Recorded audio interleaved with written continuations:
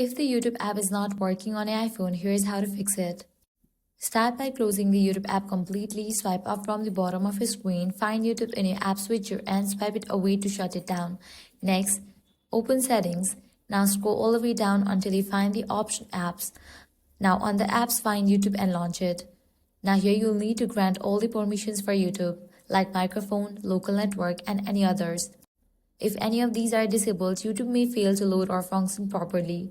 Next up, check the server status of YouTube. For that, launch your preferred browser, navigate to the website like Down Detector. Here, type in YouTube.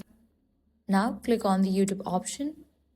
If you found out any outages, you'll need to wait until the problem will be resolved from their end.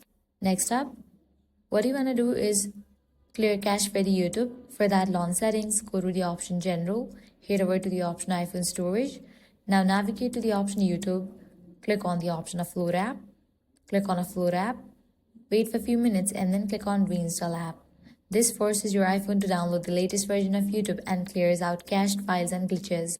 And that's it. With these steps, you'll be good to go. Your YouTube should work. At the end, if this guide helped you out, do not forget to like, share and subscribe.